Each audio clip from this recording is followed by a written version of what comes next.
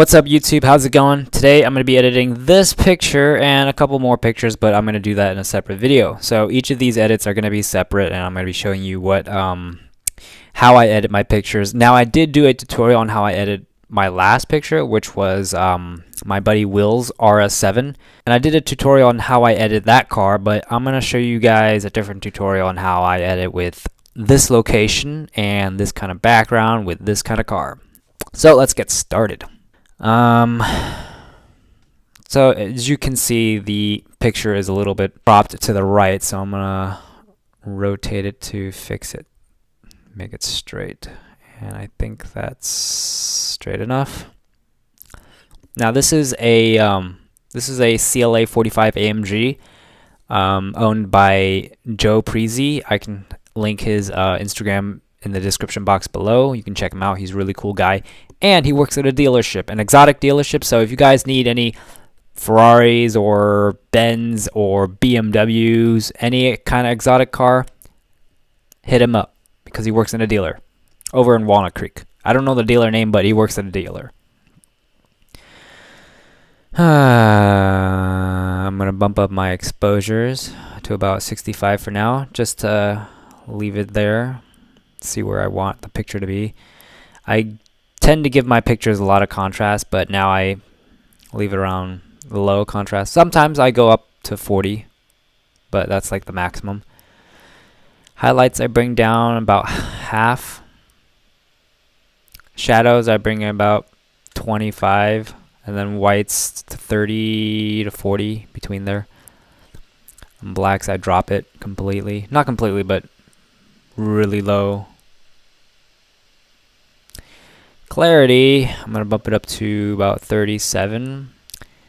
Now lately I've been doing a lot of, or I've been experimenting a lot of new pictures, and I used to do a lot of clarity and then I backed down to a low clarity, but now I'm going in between. So between 30 clarity and like 70 clarity is where I want the perfect quality. And now I'm gonna bump up my exposure even more.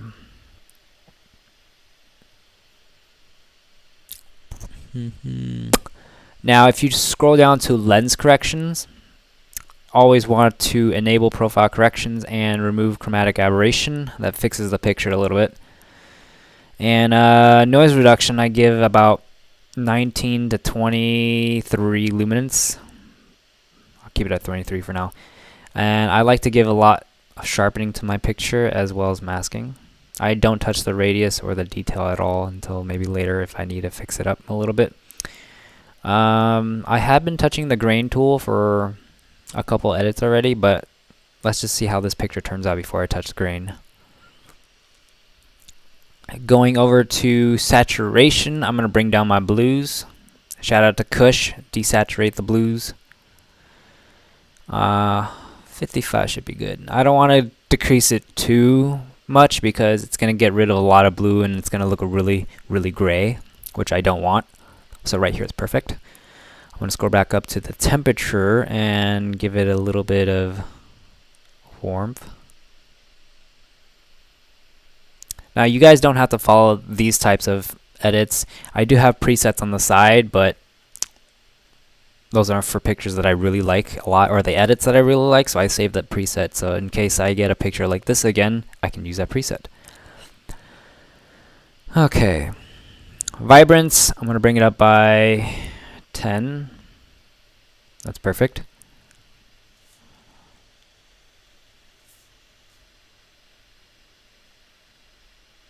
Okay, I'm going to bring the clarity up a little more.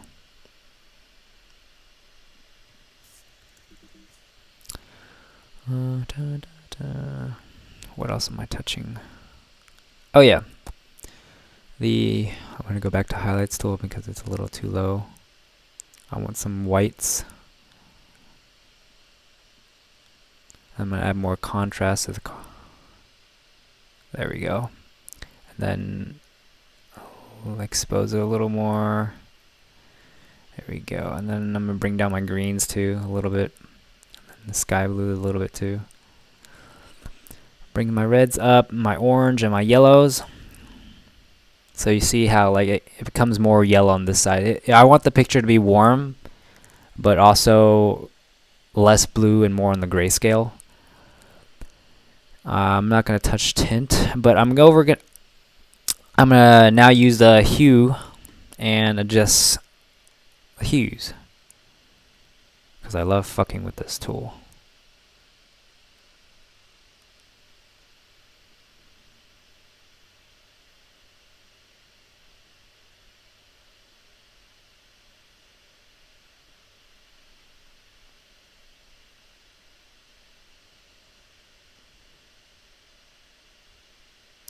See how it's gray, but then if I switch it over to the bluer side, it tends to go purple. So I don't want that too much. And then I go on the opposite, it turns green, purple, green, purple. So just a little, like around here is doable. And then my purples I try to get, depends on where the purples are. So you see in this area right here, I did use a polarizer, so it catches the rainbow effect on the lens. So I'm gonna give it more purple, just so it has that cool effect. And this is the same thing. There we go. So far the picture looks great in my opinion. I don't know what you guys think, but if you guys think it's great so far, please leave this video a like and comment below. I'm gonna go over to luminance now and just darken the red calipers so it looks nice there. And now off to the tone curve. So I use a tone curve for two different purposes. One, to add a fade effect and to adjust my red, greens, and blues. And I'll demonstrate. I'm gonna add a cool fade effect. That's not too dramatic.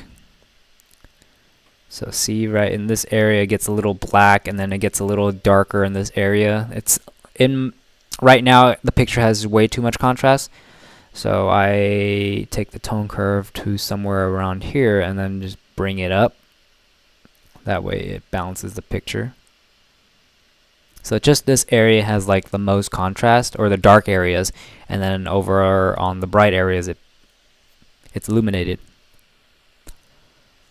So far this picture is looking fantastic. And then I'm going to decrease my blacks a little bit, and then decrease the contrast just a tad bit, and then more darker highlights. I'm sorry. Going back to the tone curve, I'm going to switch to the red color. And now this red color is interesting because if I bring it up, the picture is going to turn a little like on the magenta side. If I bring it down, it's going to go on like the cyan side. So I'm going to bring it down and then bring the top part up. So it has this really cool color effect where the car in white is red, but the ground and the dark areas are blue. That's what I love about the tone curve and adjusting the reds and the hues. And then go down to blue, and then just bring the blues up by a tiny bit. Too much using the tone curve too much will ruin the picture completely. I bring that down. So now I got rid of some of the red, and then it turned the car a little more orange or yellow on the yellow side, but the ground and the dark areas of the picture are still blue. This is a plus. Go back up and then add a little more warmth. And then just bump up the tint by 2. Done. Alright, so what do you guys think? Looks pretty cool, huh? I'm gonna go down to grain and see what I can do with grain. So I'm gonna give it 43. I'm not too much of a grain. I like grain on like pictures where it's really dark. That way you can see it more, but I'm gonna leave grain off for now, for this picture at least. And we are done. So this is a complete picture. Actually, no, we're not done yet. Let me bump up the exposure just a little more. There we go. And we are done. Here is the before pic, and here is the after pic.